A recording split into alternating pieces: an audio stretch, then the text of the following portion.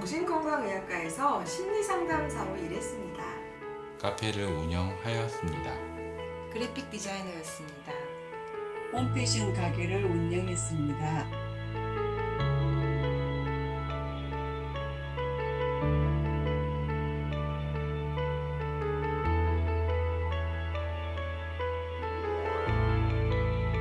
선교 현장에서 선교사들을 상담하고 있습니다. 바리스타 교육을 하고 있습니다. 크마의 전통 직조 기술로 만든 천으로 제품 디자인을 하고 있습니다. 미싱 스쿨 선생님이 되었습니다. 한국에서의 삶을 포기하고 낯선 곳에서 새 사람으로 바뀌는 것이 아니라 지금 나의 삶을 통해 복음을 증거하는 자. 인터서브가 찾고 있는 선교사입니다. 나의 경험과 지식을 부르신 곳에서 이어쓰게 하실 여러분을 기다리고 있습니다.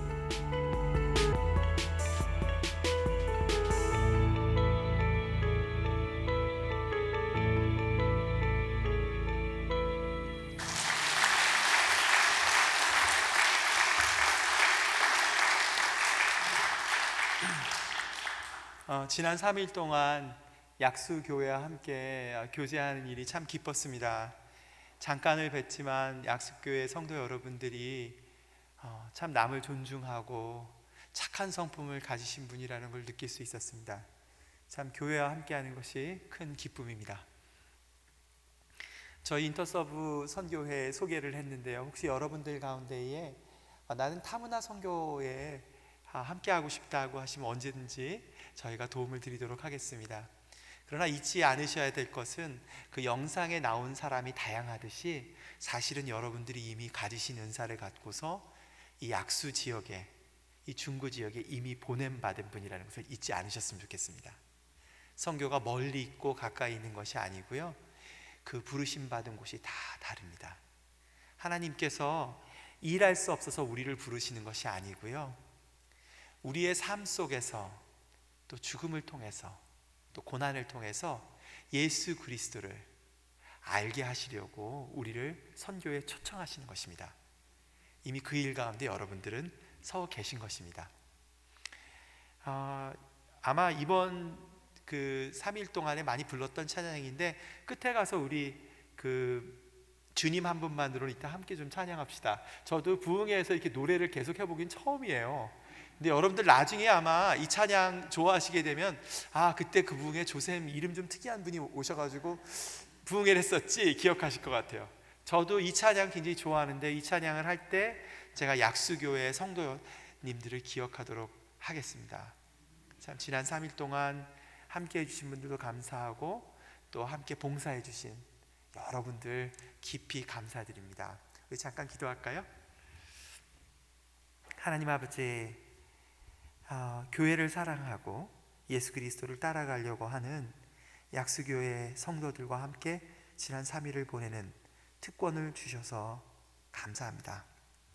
하나님, 이 일을 준비하기 위해서 애를 쓰신 분들의 수고를 주께서 예배를 받으시고 또 이 교회들과 사역자들에게 필요한 재정을 공급하기 위해서 귀한 헌금을 하신 분들을 주께서 기억하시기를 기도합니다. 하나님, 마음을 드리는 이 헌금뿐 아니라 온 생애를 드리는 모든 성도들의 그 마음의 자세를 주께서 예배로 받아 주시옵소서. 예수님의 이름으로 기도합니다. 아멘. 빌립보서는 그 어느 성경보다도 기쁨이라는 말이 많이 나옵니다. 직간접적으로 한 10번 이상 나오는 것 같아요. 그런데 실제로는 이 기뻐하라는 말이 많이 나온다는 것은 사실은 어떤 뜻일까요? 굉장히 슬픔이 많다는 얘기예요. 기뻐하기가 쉽지 않은 상황이라는 거죠. 바울도 그렇고 그 편지를 받는 분들도 이제 그런 거죠. 바울의 서신서를 읽을 때 여러분들이 이거를 보시면 좀 도움이 되는데요, 바울이 굉장히 실제적인 사람이기 때문에 앞부분에서는 굉장히 교리들을 얘기를 해요. 좀 어려워요. 그러나 뒷부분에 가면 자기가 하고 싶었던 얘기를 실제적인 적용을 통해 가지고 얘기들을 하는데요, 오늘 4장이 그런 케이스예요. 1, 2, 3장은 물론 이제 구체적인 예도 드리지만 굉장히 깊은 신학들이 그 밑에 있어요. 그러나 4장에는 아주 실제적인 얘기가 나오는데요. 그 하나가 낙담에 관한 거예요. 낙담하지 마. 걱정하지 마. 염려하지 마. 상황 어려운 거 알아. 기뻐하자. 왜냐하면 낙담과 슬픔과 좌절이 실제하거든요.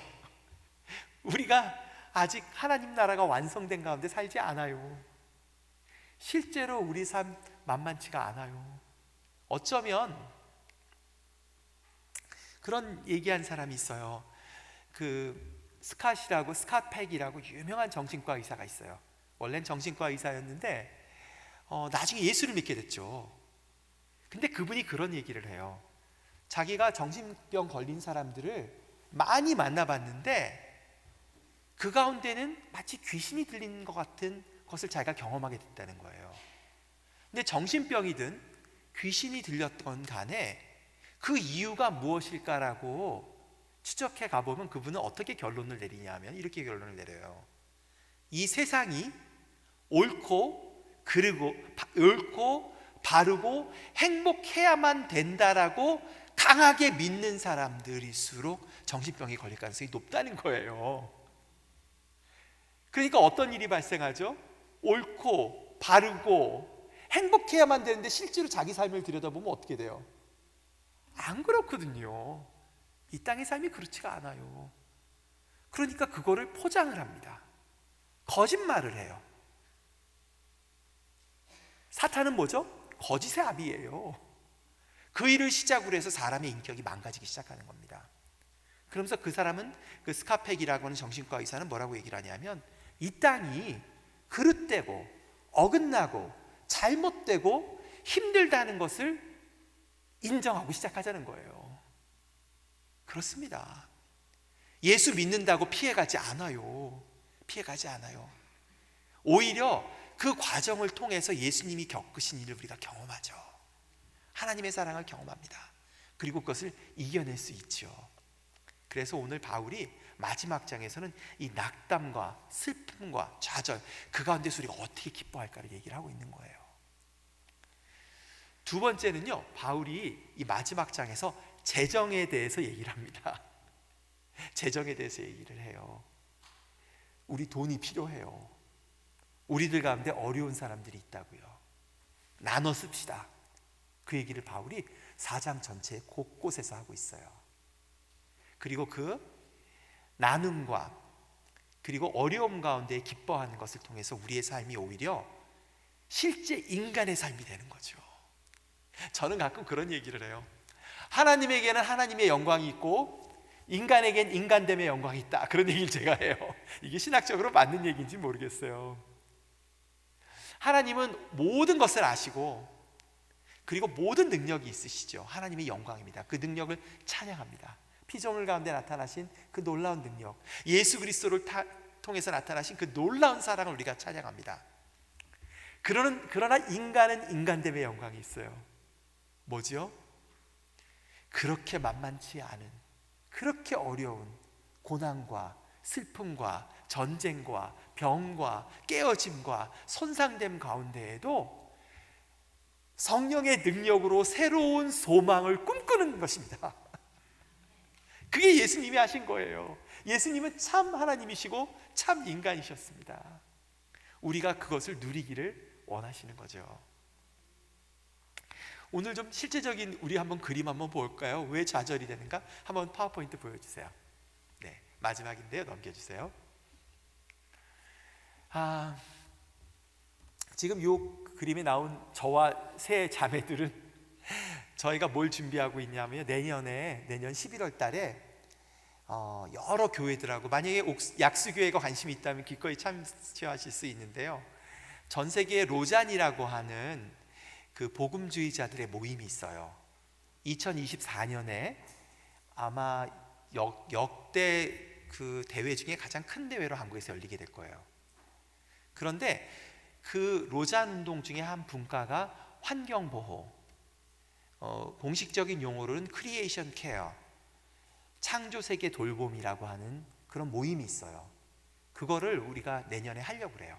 1년 전에 11월쯤 지금 하려고 약속을 해놨어요. 왜냐하면 지금까지는 저희가 그런 것을 배워본 적이 별로 없어요. 그럼 여러분들 이렇게 생각할지 몰라요. 그동안 안 배웠으니까 이거 없는 거 아닌가? 그렇지 않아요. 성경 여러 군데 나오는데 그동안 우리가 못 봤던 거죠. 이것은 마치 뭐와 같냐 하면 이스라엘 사람들이 예수님이 오시기 전까지만 해도 이방 사람들에게 복음을 전해야 된다는 걸 잘 몰랐어요. 그러다가 예수님 오실 당시에 로마라고 하는 제국을 통해서 이방 민족하고 막 교류를 하다 보니까 어떻게 돼요? 성경을 다시 보게 되죠. 다시 보니까 아브라함에게 준 약속이 있는 거예요. 창세기 12장에. 그래서 깨닫게 되죠. 제가 말씀드렸듯이 신앙 가운데는 우리가 모르는 게 항상 있습니다. 동물들을 돌보고 생태를 돌보는 것이 우리만을 위한 것이 아닙니다. 하나님께서는 동물도 사랑하세요. 동물 사랑하십니다. 보호하시고 불쌍히 여기세요. 하나님이 하나님의 지혜로 만든 것들입니다. 그것을 보호할 책임이 있죠. 그래서 그걸 저희가 준비하는 중인데요. 이것을 알면 알수록 저희가 이런 자료들을 뒤지고 사람들이 무엇을 하는가 알면 알수록 좌절감이 들 때가 많아요. 어쩜 이렇게 사람들은 무책임할까? 자기 욕심으로 매일 20개의 생물들을 죽이고 있습니다. 매일. 그리고 자기 스스로도 자멸하고 있는 거죠. 사실 코비드 사태도 우리가 동물 다양성을 없앰으로 인해서 생긴 일입니다. 이게 다 연결돼 있어요. 그런데 그 얘기를 아무리 해도 사람들이 듣지 않으니까 답답할 때가 있죠. 우리가 추구하는 것과 현실은 너무나 거리가 있습니다. 차라리 모르면 괜찮아요. 그러나 이것이 바른 길인데 라는 것을 알면 좌절은 더 커져요. 다음 장 넘겨드리시겠어요? 시진핑 어떻게 할까요? 이 사람을 도대체. 저는 이 정도일 줄은 몰랐어요. 저희들은 이걸 지금 직접적으로 잘 몰라요. 그러나 중국에서 지난 2년 반 동안 지냈던 사람들의 고통은 이루 말할 수가 없습니다. 아파트 하나에요, 코비드 환자가 발생하잖아요. 아파트 전체의 대문을 용접해버립니다. 그래서 한 달 동안 아무도 오고 가지 못해요. 병원에서, 학교에서 문제가 되잖아요. 학교 전체를 문을 닫아버려요. 지난 2년 반을 배급하는 것만 타고서는 집에만 있었던 거예요. 시골에 있던 사람들. 근데 그게 그러면 정말 그 사람들을 그걸로부터 지켜주기 위한 것이냐? 그게 아니에요. 지금 와서 지켜보니까 그게 아니라 자기의 독재를 위해서 사람들을 길들이는 거죠. 너희가 얼만큼 내 말을 듣는지 보자 하고 정말 중국 사람 전체를 들볶아대고 있어요. 그리고 원래 올해까지 임기를 했었어야 되는데 헌법을 고쳐가지고 지금 제가 보기에는 앞으로 더 할 거예요. 10년 이상 더 할 겁니다. 죽을 때까지 하려고 할 거예요. 그 와중에 수많은 교회들을 파괴했습니다. 수많은 사람들을 괴롭혔어요. 저희 선교사들 가운데 지난 2년 반 동안 그 안에서 버틴 사람들이 있어요. 저희는 나오라고 그랬죠. 나오라고. 그러나 하나님의 소명을 따라서 중국인들과의 아픔을 함께 겪은 거예요. 2년 반 동안. 정말 하나님의 은혜이지 미치지 않은 게 다행이에요. 깊은 트라우마를 겪고 있습니다. 그 중국 사람들이. 너무너무 안 됐죠. 그리고 중국의 경제가 어떻게 될지 몰라요.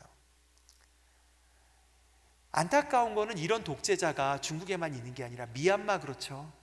인도의 인도 모리 소상도 그 모양이죠. 터키의 에드와른 수상도 그 모양이죠. 어쩌면 이 시대는 독재자의 시대로 다시 돌아가나 봐요. 미얀마에서도 저희가 선교사들 나오라고, 이제 그만 나오라고. 거기 코비드가 창궐하고 이제 위험했거든요. 두 선교사가 끝까지 있었어요. 왜 있냐면은 우리 제자들이 다 잡혀갔는데 나 혼자 어떻게 나오냐고. 우리 제자들, 젊은 애들이 전부 잡혀가서 죽었는지 살았는지도 모르는데 어떻게 우리만 나오냐고. 거기 끝까지 있었어요. 차라리 우리가 민주주의를 몰랐으면 모르되 그런 것을 생각을 하면 이런 현실은 너무나 좌절스러운 거죠. 너무나 좌절스러운 겁니다. 넘겨주세요. 아프가니스탄. 저희가 첫 시간에 말씀드렸더니 지난 15년 동안에 저희가 의사 3명이 살해당했어요. 그 사람들이요, 무리한 일을 했던 사람들이 아닙니다. 거기는 햇빛이 굉장히 강하잖아요. 백내장이 걸린 사람들이 많아요. 거기서 30년 동안 눈을 고쳐줬던 사람들이에요. 거기 살면서, 미국 의사들이에요. 다니면서, 부족마다 다니면서 전부 다 좋아하죠. 근데 자기들끼리 분쟁이 일어나서는 참수했어요. 그리고 그 땅 가운데 평화가 올 줄 알았는데 오히려 더 깊은 분쟁 가운데에, 그리고 미국이 때가 되니까 빠져버리면서 사실 마지막 남은 7가정들이 빠져나올 때 저희 굉장히 위험할 뻔했어요. 간신히 빠져나왔습니다. 그러나 우리 문제 때문이 아니고 그곳에 남은 여자들, 그리고 그 종교 근본주의가 가져오는 폭력이 이루 말할 수가 없죠. 근데 이런 현상이 다시금 반복된다는 게 너무나 슬픕니다. 너무나 좌절스럽죠. 도대체 하나님은 뭐 하시고 계시는 걸까 생각하게 되죠. 그 다음 장 넘겨주세요. 우리들의 가정을 생각해 봅시다. 이것은 유엔에서 2019년까지의 통계인데요, 이상한 일이죠. 전례 없는 부를 전 세계가 누리고 있음에도 불구하고 정신병이 굉장히 급격히 커나가고 있어요. 3.9%가 공황장애를 앓고 있습니다. 그리고 그 다음이 우울증이에요. 그리고 이 현상이 우리나라는 굉장히 심각하죠. 지금 10대와 20대, 30대의 사망률 1위가 자살이에요. 그리고 남자애들이 더 심하게 이거를 앓죠. 여자들은 말이라도 해요. 근데 남자애들은 갑자기 생명을 끊어요. 이 아이들이 아픕니다. 방 안에만 들어가 있어요. 우리 있어요. 이 안에도 있습니다. 우리가 서로 정직하게 얘기하면 함께 기도하고 눈물. 근데 부모가 됐는데 어떻게 할 바를 모르겠는 거예요. 이거를 어디로부터 오는지도 모르고 왜 그런지도 모르고, 내가 뭘 잘못해서 그런 것 같고, 부모로서 그렇잖아요. 사단이 공격하죠. 예수 믿으면 당연히 온 집안이 행복하고 회복이 있어야 될 것 같지만 이러한 고난 가운데 우리를 비껴가시지 않게 하신단 말이죠. 왜 그렇죠? 다음 거 넘겨주세요. 한반도의 상황입니다. 첫 시간에도 나눴지만 지난주에 선한목자교회랑 기도회 하면서 저한테 기도 제목 물어보더라고요. 선교사님, 간증하고 나서 저한테, 선교사님 무엇을 위해서 기도할까요? 제가 첫 번째 말했어요. 절 위해서 기도하지 마시고요, 이 땅에 전쟁 나지 않게 기도합시다. 너무나 위험해요. 너무나 위험합니다. 그리고 이번에 전쟁 나면 다 죽습니다. 다 죽습니다. 여러분 혹시 기억나세요? 제가 1988년에 중등부 교사였거든요. 저 통합 측에서 컸잖아요.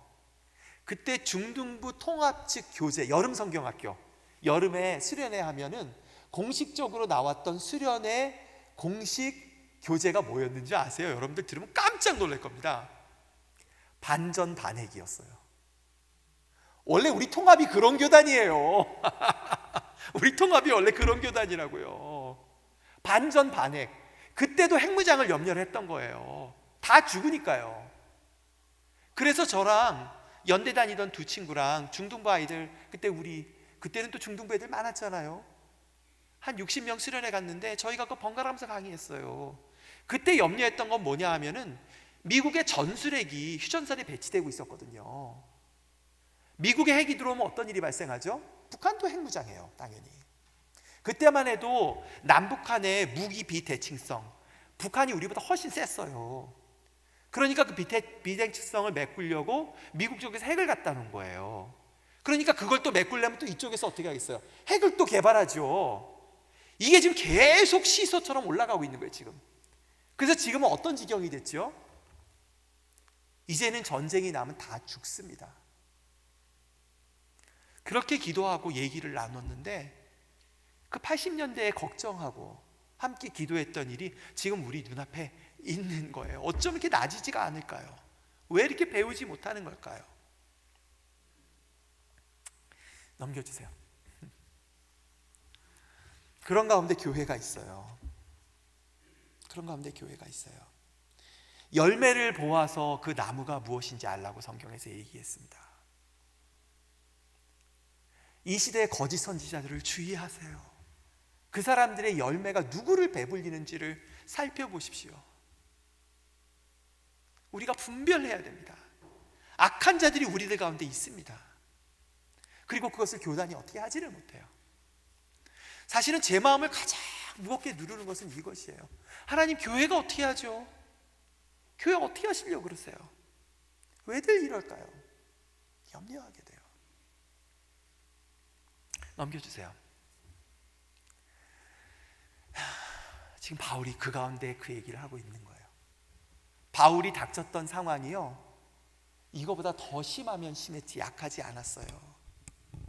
전체적으로 보면은 이제 곧 이스라엘은 멸망합니다. 예수님이 예언하셨죠. 곧 임박했어요. 그리고 유대인들, 크리스찬들은 전 도시에 흩어져가지고 핍박을 받습니다. 그리고 바울 개인적으로는 지금 어떤 일을 겪고 있어요? 감옥 안에 갇혀 있잖아요. 그리고 교회 안에서 자신을 따르던 사람들은 바울을 배신하고 있어요. 그렇죠? 그리고 여러 가지 잘못된 얘기들을 퍼뜨리고 있습니다. 바울의 상황이나 당시 크리스천들의 상황들이 굉장히 어두운 상황인 거죠. 근데 바울이 어떤 얘기를 해요? 지금 그 가운데 이것을 읽어야지 이게 어떤 느낌인지 와요. 주 안에서 항상 기뻐하라. 내가 다시 말하노니 기뻐하라. 너희 관용을 모든 사람에게 알게 하라. 주께서 가까우시니라. 지금 바울이 그 얘기하는 겁니다. 우리가 만약에요, 하나님 안에서 소망을 발견하지 않잖아요. 하나님이 이 모든 것을 해결할 것이라는 것을 기대하지 않게 되잖아요. 그 평안이 우리를 채우지 않잖아요. 그러면 엉뚱한 짓들을 하게 돼요. 어떤 엉뚱한 짓들을 하냐면요, 하나는 종교 안으로 도망가는 겁니다. 세상은 악해, 우리들끼리 만나자. 세상은 악해, 이해할 수가 없어. 그리고 두려움을 심어요. 또 그것을 이용하는 사람들이 있습니다. 야, 봐봐, 동성애를 주장하는 사람들이 이 나라를 다 차지할 거야. 빨갱이들이 이 나라를 다 먹어버릴 거야. 막 부추깁니다. 두려움을 막 심어요. 그래서 우리끼리 모이게 합니다. 우리만의 세계를 만들게 해요. 또 어떤 일을 하죠? 종말이 곧 올 거야. 종말이 곧 올 거야. 유대인들이 음모를 저지를 것이고 이슬람들이 전쟁을 일으킬 거야. 저 땅끝까지 가야 돼. 거기 가서 복음 전하는 것만이 사람이 사는 거야. 세대주의적 종말론. 제가 선교사로 나가는 것이 나가지 말란 얘기가 아니에요. 선교사로 나갈 수 있어요. 그러나 그 동기가 두려움 때문에 나가지는 않아요. 우리의 동기는 기쁨 때문에 나아갑니다. 두려워하지 않아요. 여러분들 마음 가운데에 두려움을 심는 사람들은 거짓 선지자들입니다.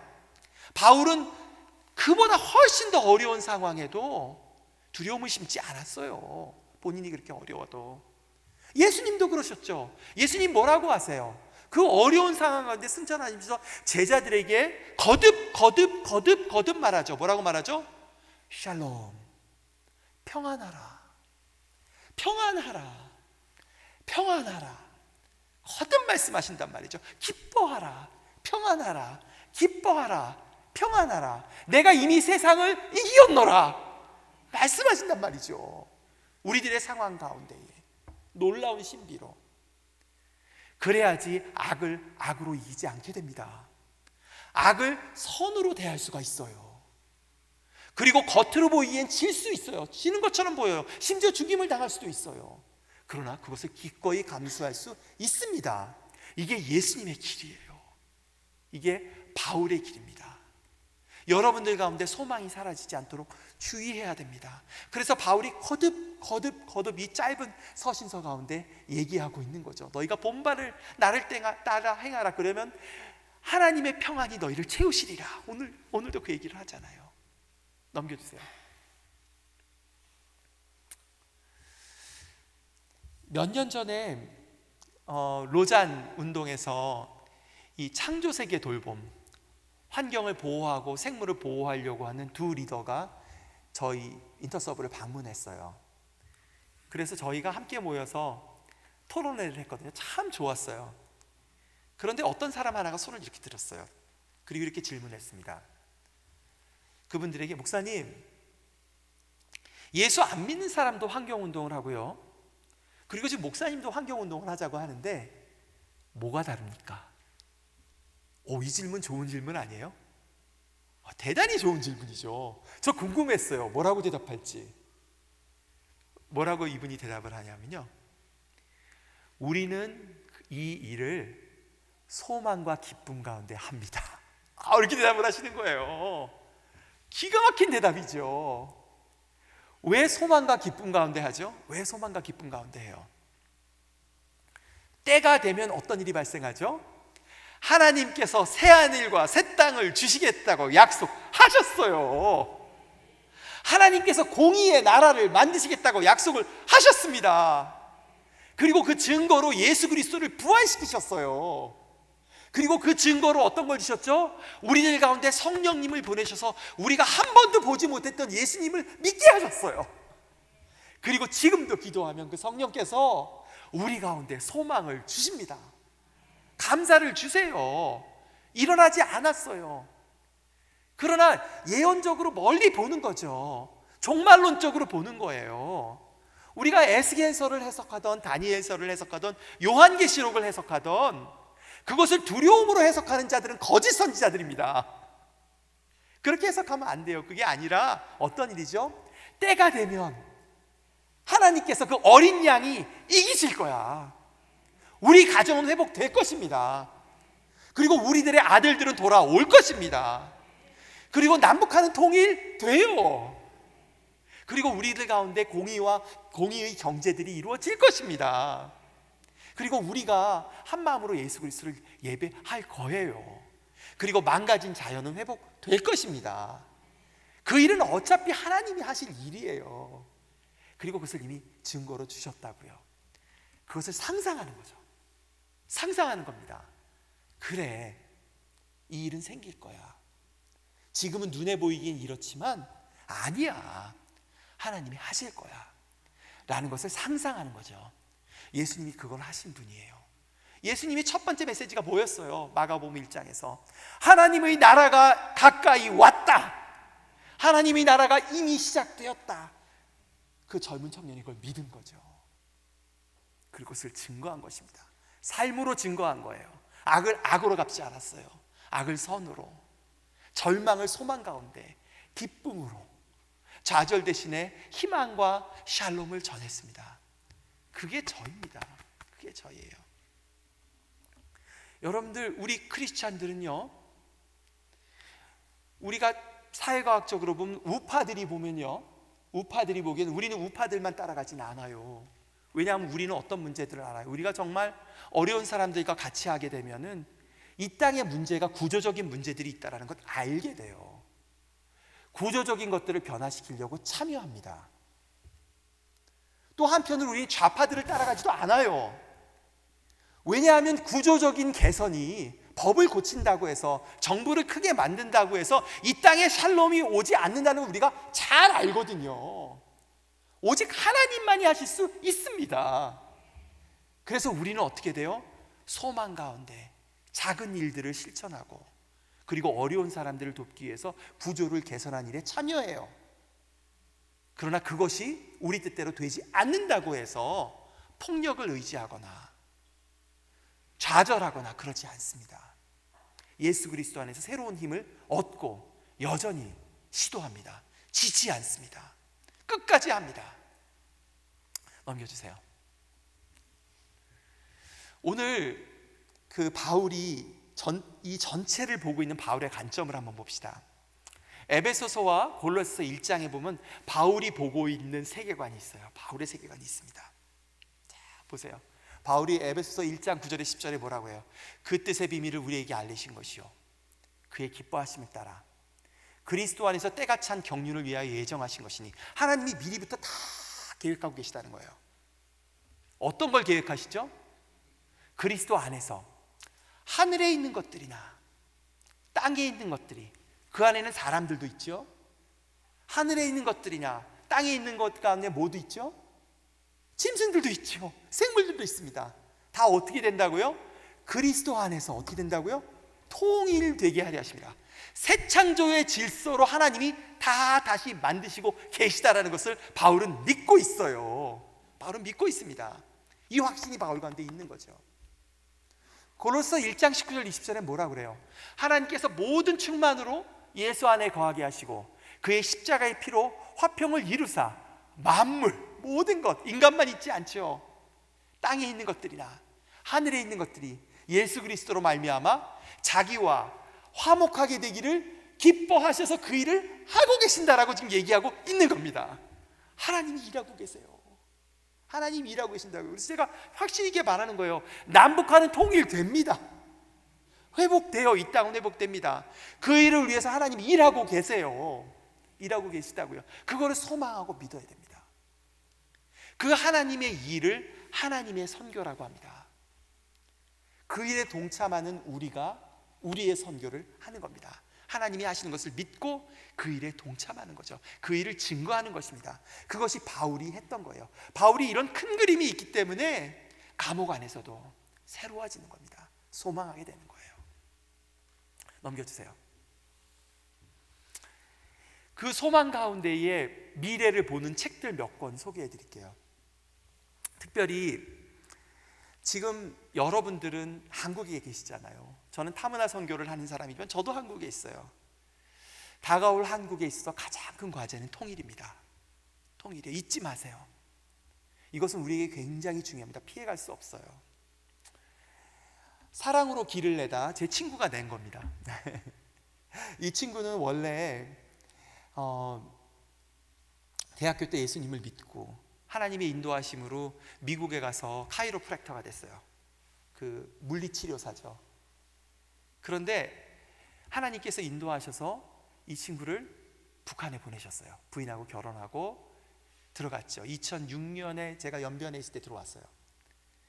그 다음에 낮은 선봉 지역에서 치료를 하기 시작했는데 기적들이 나타나기 시작했어요.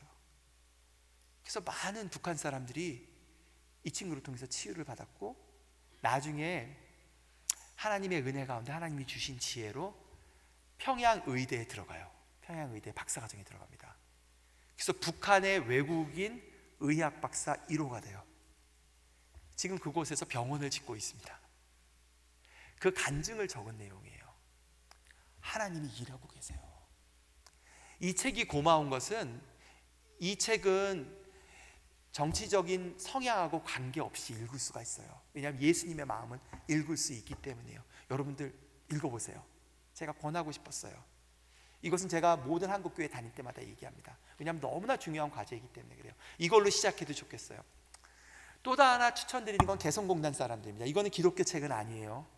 그러나 제가 오늘 오전에도 말씀드렸듯이 하나님이 남북한 사이에 문을 여셨던 시기가 있어요. 2005년부터 2015년까지. 그때는 우리가 지혜가 없어가지고 이걸 위해서 기도를 별로 못했어요. 하나님이 이거 다시 여실 겁니다. 이제 보세요. 다시 여실 것입니다. 그때 들어갈 사람들이 필요해요.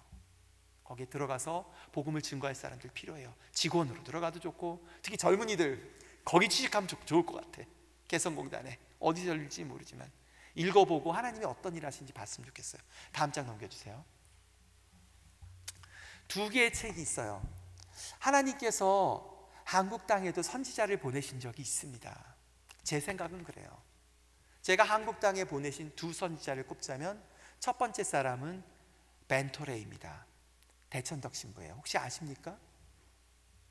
대천덕 신부는 1970년대 중반에 한국이 굉장히 가난하고 어려울 때 한국에 왔던 선교사예요. 벤토레이죠. 그래서 강원도 태백에 가서 예수원이라고 하는 기도 공동체를 세웠어요. 그리고 그곳에서 오갈 데 없는 청년들을 돌보고 남북한의 통일을 위해서 평생을 기도하다 돌아가셨어요.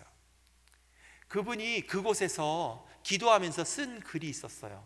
산골짜기에서 온 편지라고 혹시 들어보셨나요?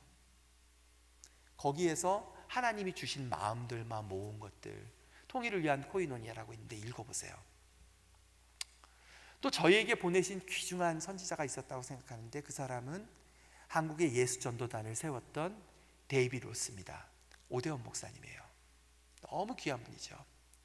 그분이 쓰신 두려움의 집에서 사랑의 집으로라는 책이 있어요.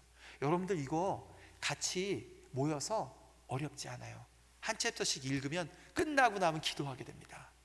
그래서 넘겨가면서 기도하세요. 그렇게 해서 준비해야 됩니다. 우리가 하나님이 하시는 일을 준비해야 됩니다. 너무나 이미 좋은 자료들과 좋은 분들을 많이 보내셨죠. 넘겨주세요. 바울은 이렇게 얘기합니다. 아무것도 염려하지 말고, 이 의미를 아시겠어요? 이런 모든 상황 가운데 아무것도 염려하지 말고. 이 염려라고 하는 뜻은 헬라어로 메림나우 이렇게 되어 있는데 마음이 나뉘어진 상태를 말합니다. 여러분들의 지금의 마음은 어때요? 제 설교를 듣고 있는데도 다른 생각이 혹시 나고 있지 않으세요? 아, 이거 어떻게 하지? 저거 어떻게 하지? 저거 어떻게 하지? 바울이 뭐라고 얘기해요? 다만 모든 일에 기도와 간구로 너희 구할 것을 감사함으로 하나님께 아뢰라. 그리하면 모든 지각에 뛰어나신 하나님께서, 하나님의 평강이 그리스도 예수 안에서 너의 마음과 너의 생각을 지키리라 약속하셨어요. 기도하시면 돼요. 그리고 평강과 두려움이 아니라 평강과 감사와 기쁨이 있을 때 우리가 예수님 따라갈 수 있습니다. 그게 바울의 비밀이에요. 기도한 것입니다. 그리스도의 평강이 그 감옥 안에 있었던 바울의 마음을 붙잡고, 그리고 이 진리는 여전히 지금도 일어납니다. 두 번째 주제 넘어갈게요. 재정에 대한 얘기를 여러분하고 좀 나누겠습니다. 넘겨주세요. 오늘 바울이요, 읽어보면요 굉장히 실제적이에요. 1장 2절을 제가 먼저 읽어볼게요. 내가 유오디아를 권하고 순두개를 권하노니 주 안에서 같은 마음을 품으라. 초대교회 지도자들이에요. 둘 다 여성입니다. 어떤 분들은 초대교회 남성들만 지도자였다라고 하는데 성경 자세히 읽어보면 전혀 그렇지 않아요. 여성 리더들이죠. 설교도 했을 거예요 아마. 근데 이분들이 서로 다툰 거예요. 그거를 편지에 적고 있네요. 아마 받을 때 창피했겠죠. 그런데 그 정도로 관계성이 있는 거예요, 빌립보 교회 가운데. 그래서 사이좋게 지내. 그 다음에 나오는 거 보세요. 뭐라고 얘기하냐면 이렇게 얘기를 해요. 또 참으로 나와 멍에를 같이 한 자 네게 구하노니 복음에 나와 함께 힘쓰던 저 부녀들을 돕고, 두 사람, 또한 클레멘트와 그 외에 나의 동역자들을 도우라. 무슨 얘기하고 있는 거죠? 뭘로 도우라는 거예요? 재정을 나누라고요. 재정을 나누라는 얘기를 지금 하고 있는 겁니다, 바울이 실제로 감옥 안에 있을 때나 또 다른 사람들을 위해서 바울도 헌금을 받았어요. 무슨 얘기예요? 너희가 내 괴로움에 함께 참여하였으니. 무슨 얘기입니까? 헌금했다고요. 빌립보 사람들아, 너희도 알거니와 복음의 시초에 내가 마게도니아를 떠날 때 주고받았던 내 일에 참여한 교회가 너희 외에 아무도 없었느니라. 헌금 보냈다고요. 데살로니가 있을 때에도 너희가 한 번뿐 아니라 두 번이나 나의 쓸 것을 보내었도다 라고 얘기를 합니다. 우리들의 사랑이, 우리들의 공동체성이 어떻게 나타나나요? 재정을 나눔으로 나타납니다. 우리가요 이것을 국가만 의지할 수가 없어요. 재정을 나눌 때요, 관계성이 없는 재정은 이상한 결과들을 낳아요. 그 사람이 누군지 모르는 나눠주는 돈들은요 나중엔 결국 국가 전체를 병들게 합니다. 제가 말하는 것은 가난한 사람들을 돕는 국가적 제도가 필요 없다는 뜻이 아니에요. 그것도 물론 필요합니다. 그러나 그것이 과도해질 경우에 어떤 일이 발생해요? 과거 공산주의 국가들이 그렇게 하다가 재정이 거덜났잖아요. 그러나 관계성이 있는 재정은 달라요. 우리가 서로 자발적으로 돕는 그 재정들은 서로의 사정들을 압니다. 그래서 깊은 차원에서 도울 수 있죠. 서로 돕는 일이 없는 사랑이라는 것은 있을 수가 없어요. 서로 함께 도와야 됩니다. 이 생각을 조금만 더 넓혀볼까요? 다음 장 넘겨주세요. 이분이 아까 말씀드린 벤토리예요. 벤토레이고 저는 사실 한 번도 만나본 적이 없어요. 어쩌면 좀 바보죠. 대학교 때 있었는데 꼭 가볼 걸. 제 친구들이 거기만 갔다 오면 변화가 되더라고요. 그래서 가자 그랬는데 못 가다가 돌아가셨어요. 너무 아쉽죠. 혹시 박 목사님 가보신 적 있으세요? 역시 박 목사님은 다르시군요. 너무 좋으신 분이세요. 그 예수원이 아직도 있어요. 그 아들이 여기서 자라난 아들이죠. 이름도 같습니다. 벤토레이. 그러니까 그걸 하고 있어요. 또 그곳에서 지금 어떤 일을 하냐면요, 아까 말한 윤상혁, 그 북한에서 병원 세운 친구랑 둘이 힘을 합쳐서요 선교센터를 세웠어요. 그래서 그곳에는 지금 가보시면은 북한에 들어가려고 준비하고 있는 브라질 사람들, 몽고 사람들, 영국 사람들, 미국 사람들이 한국어 배우고 있어요. 가보세요. 여러분들 미리 연락하고서 거기 가시고 방문하시고 격려하시고 함께 기도하세요. 굉장한 은혜가 있습니다. 특별한 곳이에요. 근데 이분이 놀라운 것은 그 당시에 이 편지를 쓸 때에, 한국에 편지를 쓰는 90년대 쓴 글이에요. 그분이 몇 가지를 얘기해요. 통일이 있기 위해서 먼저 필요한 게 하나가 있다. 한국에 나뉘어진 교회가 하나가 돼야 된다라고 얘기합니다. 대단하지 않아요? 90년대 이걸 본 거예요. 지금 한국 교회가요, 사회가 나뉘어진 건 그렇다고 쳐요. 좌우로 나뉜 건 그렇다고 쳐요. 민주당과 국민의당으로 나눈 거 그렇다고 쳐요. 근데 왜 교회가 그렇습니까? 교회는 그럴 수 없어요. 그 얘기를 90년대에 얘기한 거예요. 그게 하나가 돼야 된다고. 그런 문제로 서로의 마음을 상하게 하고 다투는 일이 있어서는 안 된다라고 그때 얘기를 했어요. 그리고 두 번째 얘기한 게 있습니다. 어떤 얘기를 하면 넘겨주세요. 이게 이제 그 예수원이에요. 이 집을 청년들이랑 그 당시에 돌을 다 싸서 만든 거예요. 지금도 길이 뚫렸는데 저희가 완전히 깡촌입니다. 거기서 그걸 짓고 거기서 기도하고 평생을 우리나라를 위해서 기도하다 돌아가셨어요. 거기에 있는 조각물이죠. 그런데 이분이 어떤 얘기를 하면 한국이 통일되기 위해서, 한반도가 통일되기 위해서 해야 될 게 있는데 토지의 정의를 세워야 된다라고 얘기를 했어요. 토지의 정의를. 토지는 한정된 자원입니다. 이 땅의 젊은이들이 왜 좌절합니까? 땅값이 너무 비싸기 때문에 그래요. 그 땅값에 어떻게든지 살아보려고 영끌로 들어가가지고 빚 얻어가지고 아파트 샀어요. 근데 이번엔 땅값이 또 떨어져요. 그래서 또 좌절합니다. 만약에 남북한이 통일되면 어떤 일이 생길까요? 지금처럼 땅으로 돈 벌려고 불로소득, 일하지도 않고 돈 벌려고 하는 사람들이 들끓는 문화면 남북한 통일되면 어떤 일이 발생할까요? 돈 가진 사람들 전부 다 올라가서 땅 살 거라고요. 그럼 북한 사람들은 뭐 먹고 삽니까? 그 비싼 지대를 내고 나면.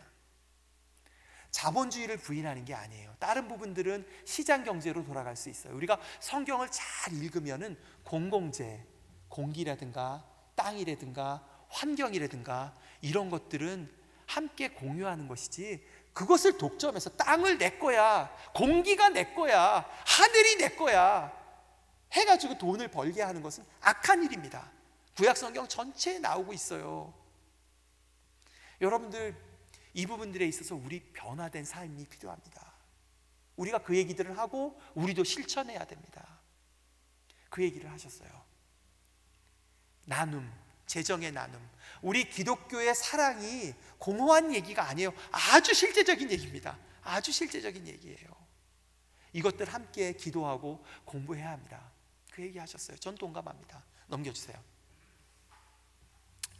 또한 교회 안에서 나눠야 합니다. 여러분들 교회 안에서도요, 관계성 가운데 어려운 분들이 있는 거 알잖아요. 목사님 통해서 나누세요.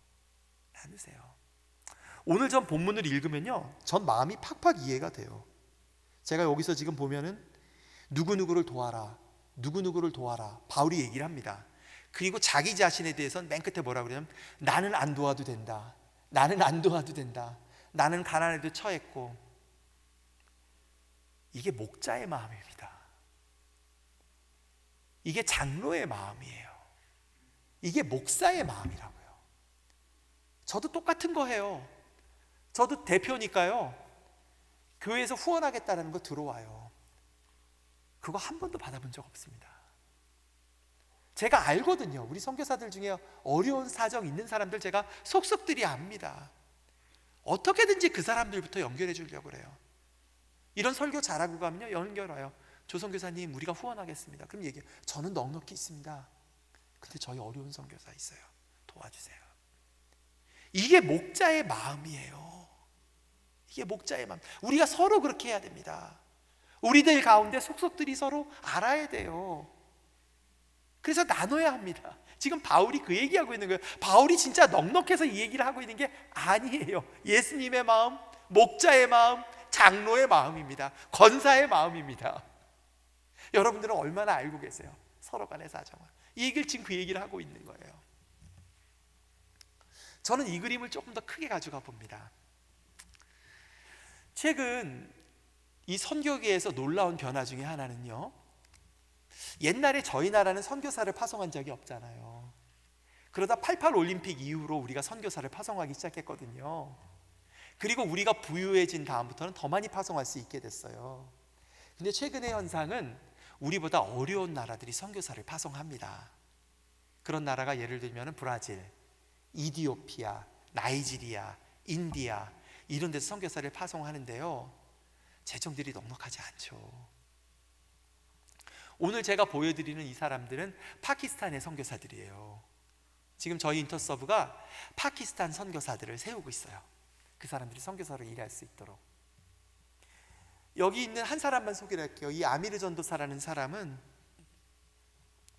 제가 어제 그저께 말씀드렸던 것처럼 파키스탄은 97%가 이슬람입니다. 그 중에 3%만 기독교인인데요, 기독교인들은 교육에서도 배제돼요. 직장에서 잘 고용하지 않습니다. 너무너무 가난하죠. 그런 가운데 이 온 집안이 다 벽돌 노예였어요. 벽돌 노예라는 게 뭐냐면요, 부모 중에 한 사람이 빚을 잘못 쓰면은 그 집 온 가족, 할아버지, 할머니, 손자들까지 평생 노예를 하면서 그 돈을 갚아야 되는데 그 돈을 못 갚아요. 보통은 이자가 계속 붙기 때문에. 이 집안의 아미르 전도사의 경우에는 그 큰아버지가 빚을 얻어다 쓰면서 벽돌 노예가 됐어요. 그런 가운데 하나님의 은혜로 지금 겨우겨우 빠져나오고 있어요. 지금은 액츠에서 아세아연합신학교에서 MDB 과정 밟고 있죠. 그리고 내년이면 돌아가려고 하고 있어요. 저는 그런 생각을 해보는 거예요. 혹시 여러분들에게 마음 주시면 우리 함께 파키스탄 선교사들을 세우는 일을 같이 해보면 어때요? 이 사람들을 격려해서 재정을 나누는 거죠. 그래야 사랑이 나뉘어지는 거니까요. 우리들의 관점을 좀 더 넓게 볼 수 있다는 거죠. 바울은 오늘 그 얘기를 하고 있습니다. 세 번째 넘겨주세요. 바울이 그러면서 자신에 대해서 이렇게 얘기를 해요. 내가 궁핍함으로 말하는 것이 아니니라. 어떠한 형편에든지 나는 자족하기를 배웠노라. 나는 비천에 처할 줄도 알고 풍부에 처할 줄도 알아. 모든 일, 곧 배부름과 배고픔과 풍부와 궁핍에도 처할 줄 아는 일체의 비결을 배웠노라. 내게 능력 주시는 자 안에서 내가 모든 것을 할 수 있느니라 라고 얘기를 해요. 그러면서 바울은 어떤 태도를 취하죠? 최소한의 것으로 사는 것을 연습합니다. 심플 라이프라고 하죠. 심플 라이프.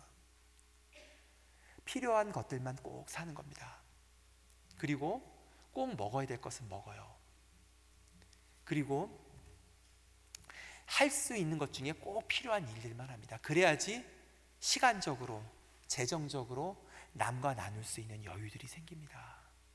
바울은 그 일체의 비밀을 배운 거예요. 배운 겁니다. 우리가 그거 연습해야 돼요. 율법적으로 연습하라는 게 아니라 하면 자꾸 늘어요. 그래야지 어려운 가운데도 남들과 나누는 것을 배우게 돼요. 선교사로 살면서요, 배운 것들이 있어요. 그것은 뭐냐 하면, 없는 가운데 하나님이 마음을 주셔서 나눴을 때 하나님께서 더 채우세요. 그거를 몇 번 경험하게 되면 재정의 문제에서 자유로워지기 시작합니다. 남들을 돕게 돼요. 또한 우리가 함께 일하는 동역자들이 적어도 그 사람들이 인간적으로 살 수 있는 최소한의 시간과 그리고 재정들을 공급하는 것을 배워야 돼요. 그것을 공급할 줄 알아야 됩니다. 저는 그렇게 권해요. 선교단체들 장들하고 있을 때 권해요. 뭐라 그러냐면, 외부 일에다가 너무 돈 많이 쓰지 말고 같이 일하는 간사들, 부목사들, 그 사람들, 그 애들 숫자에 맞게 최소한 살 수 있는 돈들은 줘야지. 그리고 적당한 휴식을 취할 수 있도록 도와줘야지. 그리고 나서 다른 사람 도와도 돼요. 이런 기본적인 것들을 함께 공급하고 배려하는 것들이 우리들 가운데 있어야 돼요. 그래서 약수교회와 함께 일했던 사람들은 그로 인해서 축복받는 일들이 있어야죠. 그 최소한의 것들을 서로 배려하고 돕는 일들을 우리가 함께 연습해야 됩니다. 재정은 굉장히 실제적이지만 하나님의 의와 사랑을 표현하는 데 가장 직접적인 도구이기 때문에 그렇습니다. 시간에서도 마찬가지입니다. 제가 다음 장 넘겨주세요. 이게 제가 마지막 이 예만 들고 마칠게요. 시간이 꽤 됐습니다. 저희 지금 이게 어떤 사진인 것 같습니까? 예, 저희가 드디어 그 결혼한 부모가 됐습니다. 결혼한 아이를 둔.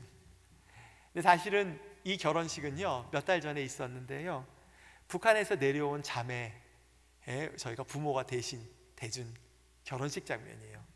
너무너무 행복했던 순간입니다. 그 다음 넘겨주세요. 이건 또 다른 북한에서 내려온 형제들의 결혼식 모습입니다. 저희가 참여했었죠. 이건 또 2017년에 참여했던 결혼식이었어요. 제 아내는요 저와 결혼할 때에 선교사로 살려고 생각이 없었던 사람입니다. 저는 대학교 3학년 때에 선교사가 되기로 결심했어요. 저는 그때 그게 하나님께 제일 헌신하는 건 줄 알았어요. 근데 꼭 그렇진 않습니다, 여러분. 그렇게 생각하시면 안 돼요. 그땐 제 신학은 그랬어요. 그래서 그런 줄 알아가지고 그럼 내가 하나님께 선교사로 살아야 되겠다 싶었어요. 우리 아내랑 이제 만났죠. 첫 데이트를 했어요. 우리 부모님들이 다 영암교회라고 저희 성북구에 있는 교회 다니셨거든요. 거기서 저희들을 이렇게 중매를 쓰셨어요. 첫 데이트를 했는데 제가 첫 데이트 끝나고 나서 우리 아내한테 얘기했습니다. 수민 씨, 저는 이 다음에 선교사로 가려고 하는데요, 만약에 선교사 가는 게 불편하시면 그만 만납시다. 제가 첫 데이트 때 그랬어요. 바보죠, 바보. 그게 어떻게 결혼의 조건이 됩니까? 잘못된 신학이에요. 근데 그때는 그게 그런 줄 알았어요. 근데 우리 아내가 그 얘기를 좀 잘못 들었어요. 그래가지고 괜찮아요. 그래가지고 저희가 이제 데이트를 한 거죠. 그래가지고 이제 결혼까지 했네요. 그리고 나서 이제 저를 따라가지고 만주를 가고 여기저기 다녔는데, 그 와중에 제 아내는 선교사로 헌신한 적이 없었기 때문에 좋은 부인이고 애들을 돌보는 일은 했지만 사람들을 성경을 가르치거나 그런 일을 열심히 하진 않았어요. 2015년에 제가 한국을 방문했다가 저희 장인 장모님이 많이 연로하신 것을 보게 됐습니다. 그래서 한국으로 돌아와야 되겠다고 결심을 했어요.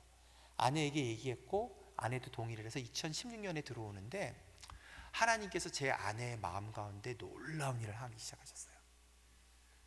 제 아내 마음 가운데에 통일을 위해서, 지금 한국 땅에 돌아가는 것은 통일을 준비하는 것이다 라는 마음을 주셨어요. 저도 그 마음을 받았고요. 또 뿐만 아니라 이번에 들어가게 되면 탈북한 사람들, 북향민들이라고도 하고 세터민이라고 하죠. 그 사람들 돕는 일을 하면 좋겠다라는 마음을 하나님이 주셨어요. 처음에는 그 마음이 없었어요. 처음에 제 아내는 영어 가르치는 자격증 따서 한국에 오면 돈을 벌려고 했어요. 왜냐하면 저랑 살면서 돈에 꽤 쪼달렸거든요. 캐나다에서 있을 때 생선도 다듬어서 팔고 열심히 일했어요. 제가 남편이 집에도 별로 없고 하여튼 애를 많이 썼죠. 그러니까 이번엔 좀 돈을 벌어버리라, 한국에 가면은, 그렇게 생각을 했는데 하나님이 그 마음을 바꾸셨어요. 그래서 들어왔죠. 그 다음에 제 아내가 저한테 물어봤습니다. 여보, 선교는 어떻게 하면 돼? 여러분들 한번 입장 바꿔놓고 한번 생각해 보세요. 여러분들이 한 번도 그런 걸 해본 적이 없는데 하나님이 어느 날 북한 여성들을 도와주라는 마음을 주셨어요. 그러면 어디부터 시작하면 될까요? 이게 거의 백지라고요. 제가 선교사 생활하면서 실수도 많이 했거든요. 엉뚱한 짓 많이 했습니다. 저도 한때 세대주의를 깊게 믿던 사람이에요. 선교사가 제일 중요한 건 줄 알았어요. 그런데 하나님이 오랜 선교사 생활을 통해서 제가 여러 가지 것들을 깨닫게 했어요. 그래서 제가 깨달은 것들, 비밀을 제가 가르쳐줬어요. 여러분들하고도 제가 공유하는 겁니다. 하나, 일단 알아야 한다. 북한하고 관련된 컨퍼런스나 학교가 있으면 꼭 참여하세요. 그리고 책들을 읽으십시오. 일하느라고 정신없어서 공부하는 일을 게을리하면 안 됩니다. 일하면서 공부하고 공부하면서 일해야 됩니다. 알면 알수록 더 깊이 사랑합니다. 그렇기 때문에 너무 일하느라고 바빠서 책을 안 읽으면 안 됩니다. 그 얘기를 해줬어요. 잘해줬죠? 두 번째, 기도하면서 기다리세요. 누구를 기다리냐면 함께 일할 한 사람을 기다리세요. 혼자 일하는 건 아닙니다. 하나님이 공동체 통해서 같이 일해요. 북한 여성들에게 마음을 주는 한 사람을 기다리면서 기다리세요. 그래서 우리 아내가 그걸 하기 시작했어요. 셋째, 전도하지 마세요. 이상하죠? 전도하지 마세요. 하나님이 사람을 붙여주면 그 사람을 있는 그대로 사랑하세요. 그리고 전도하지 마세요. 때가 되면 하나님이 그 문을 여십니다. 그거 제가 얘기 나눴어요. 감사한 건 우리 아내가 아무것도 모르니까 제가 시키는 대로 다 했습니다. 시키는 대로 다 했어요. 지금은 9명의 여성들을 돌보고 있고요. 5명이 팀이 됐어요. 바쁘지만 매주 월요일은 같이 모여서 책을 읽는데요. 지금까지 읽은 책이 한 70권은 돼요. 북한과 통일에 대해서 그 정도는 읽어줘야 돼요. 우리가 그 정도까지는 아니더라도 요청하시면 제가 그래도 한 10권 정도는 추천해 드릴게요. 꾸준히 기도하고 읽고, 제가 오늘 몇 개만 소개해 드린 거예요. 읽고 알아야 돼요. 너무나 몰라요. 왜 지금 이 상황이 이렇게 됐는지 너무나 몰라요. 공부해야 됩니다. 그리고 일주일에 하루는 같이 모여서 기도합니다. 그리고 나머지 만나요. 그 중에 한 자매가 있어요. 처음에 기도하는 가운데 만나게 하셨고, 커피숍에서 일하는 북한 여성들을 만나게 하셨어요. 그래서 저희 아내가 커피숍에 가서 같이 일했습니다. 같이 일하고 닦고 컵 닦고 그러면서 친구가 됐어요. 그 친구들이 우리 아내가 크리스찬인 거, 선교사인 거 알죠. 거기서 함께 일하면서 가까워지니까 어느 날 얘기하는 거예요. 선교사님, 제가 몸이 좀 안 좋아요. 어떻게 하죠? 들어보니까 이 자매가 17살 때 북한에서 건너왔는데, 건너온 다음에 인신매매단에게 팔려가지고 굉장히 험악한 일을 오랫동안 당했어요. 그런 가운데에 이제 아픈 거죠. 그러니까 걱정이 되죠. 여성 관련된 병이니까 이게 혹시 잘못된 병은 아닐까, 죽은 병은 아닐까 걱정이 되는데 혼자 병원에 못 가는 거예요. 여러분 입장 바꿔서 생각해 보세요. 아무도 없어요. 젊은 애가 어떻게 혼자 병원에 갑니까? 그래서 같이 병원에 다니기 시작했어요. 하나님의 은혜로 깨끗이 나았죠. 그 다음에 그 자매가 재판에 관련된 것을 알게 됐어요. 그 재판하고 관련해서 우리가 아는 변호사랑 연결해서 춘천까지 3번이나 같이 왔다 갔다 했어요. 어느 날 그런 것들이 쌓이기 시작하니까 그 자매가 우리 아내에게 물어봤습니다. 선교사님, 왜 선교사님은 저한테 옛날에 무슨 일이 생겼는지 물어보지 않으세요? 그거는 네가 말하기 전까지는 내가 너를 침해하고 싶지 않아서 그런 거야. 그 춘천까지 가는 길 가운데에 얼마나 어려운 일을 겪었는지를 얘기를 했어요. 또 딸이 있고 또 결혼했던 남편이랑 헤어졌던 얘기도 하게 됐습니다. 그리고 어느 날 또 물어봤죠. 선교사님은 왜 저보고 교회 가자 소리를 안 해요? 하고 싶지. 그러나 그게 너를 사랑하는 조건은 아니기 때문이야. 그리고 그때부터 성경 공부 시작했습니다. 그리고 변화되기 시작했어요. 하나님이 우리에게 주신 영생은 생명을 말합니다. 아이누 조에이, 영원한 생명을 말합니다. 영원한 생명은 죽은 다음에 생명을 말하는 게 아니에요. 하나님에게는 시간의 개념이 없습니다. 과거나 현재나 미래나 똑같아요. 그 하나님의 나라는 그 생명이 온전히 회복되는 것을 말하죠. 그 생명이 회복되면 어떤 일이 생기지요? 예수도 믿지요. 그러나 그것만 있는 게 아니에요. 몸도 회복돼야죠. 경제적으로도 빚을 갚을 수 있어야죠. 그리고 관계도 회복돼야죠. 그 모든 것들이 한꺼번에 회복되는 것, 그것이 구원을 말합니다. 그것이 예수 그리스도를 따라가는 삶까지 이어지는 것을 구원을 말하는 거죠. 이 자매가 계속 변화되면서 헤어졌던 그 남편이랑, 그 남편도 상처가 많은 탈북 청년이었어요. 다시 결합했어요. 그리고 재작년에 둘째를 가졌어요. 그리고 저한테 와서는 아이 이름을 지어달라고 했습니다. 제가 이름을 어떻게 지을까 하다가 로희라고 지었습니다. 쉬울 로자에다 길 로자에 쉬울 이자, 쉬운 길. 그리고 요한복음 말씀 적어줬어요. 수고하고 무거운 짐진 자들아 다 내게로 오라. 내가 너희를 쉬게 하리라. 나의 멍에는 가볍고 쉬우니 나에게서 배우라. 그거 적어줬어요. 로이는 목자란 뜻이죠. 그리고 거기다 이렇게 적었습니다. 로이야, 너희 엄마 아빠는 이 악한 세상에서 태어나서 너무나 힘든 길을 걸었지만 너는 예수님을 목자 삼아서 쉬운 길을 살기를 바란다. 이렇게 적었습니다. 우리가 예수님을 따라서 살면 생명을 살릴 수 있습니다. 예수님이 방식대로 하면 생명이 회복이 됩니다. 사실 그것은 우리 자신을 회복하는 것입니다. 우리가 이 땅에 왜 있습니까? 하나님께서 우리를 왜 부르셨나요? 그것은 예수님처럼 인간답게 살려고 부르신 것입니다. 무엇이 인간답게 사는 것입니까? 다른 사람들의 생명을 살리고 돕는 일입니다. 그 일을 통해서 우리의 생명도 온전하여집니다. 마지막으로 말씀 읽고 마칠게요. 넘겨주세요. 오늘 요번 나왔던 그 본문이죠. 나의 간절한 기대와 소망을 따라 아무 일에든지 부끄러워하지 아니하고 지금도 전과 같이 온전히 담대하여 살든지 죽든지 내 몸에서 그리스도가 존귀하게 되려 하나니. 우리 찬양할까요? 지난 4일 동안 하나님께서 말씀 나누셨는데 우리 찬양합시다.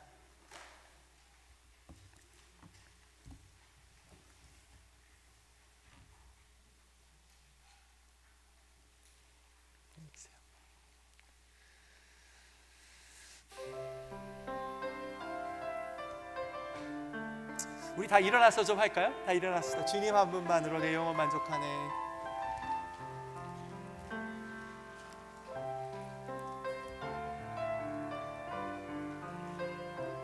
주님 한 분만으로. 주님 한 분만으로 내 영혼 만족하네. 내 영혼 만족하네. 다른 종류의 즐거움, 다른 종류의 즐거움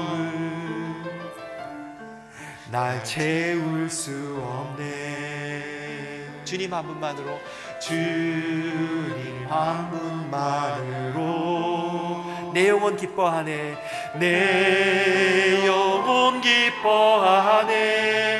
세상이 주는 모든 유혹, 세상이 주는 어떤 유혹도 날 채울 수 없네. 그것이 나의 힘, 그것이 나의 힘, 그것이 나의 노래, 이것이 나의 노래, 이것이 내 소망이, 이것이 내 소망의 이유. 주 나의 모든 것, 주 나의 모든 것. 한 번 더 할까요? 주님 한 분만으로. 주님 한 분만으로. 우리 눈 감고 합시다. 내 영혼 만족하네. 내 영혼 만족하네. 다른 종류의 즐거움, 다른 종류의 즐거움 날 채울 수 없네. 날 채울 수 없네. 주님 한 분만으로. 주님 한 분만으로 내 영혼 기뻐하네. 내 영혼 기뻐하네. 세상이 주는 어떤 유혹도, 세상이 주는 어떤 유혹도 날 흔들 수 없네. 날 흔들 수 없네. 이것이 나의 힘, 이것이 나의 노래, 이것이 나의 노래, 소망의 이유, 내 소망의 이유, 주 나의 모든 것, 주 나의 모든 것. 이것이 나의 힘. 한 번 더 할까요?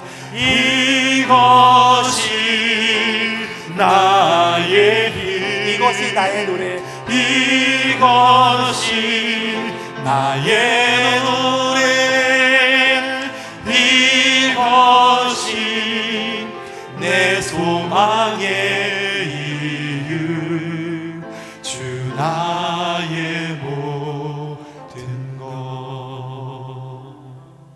우리 함께 기도합시다.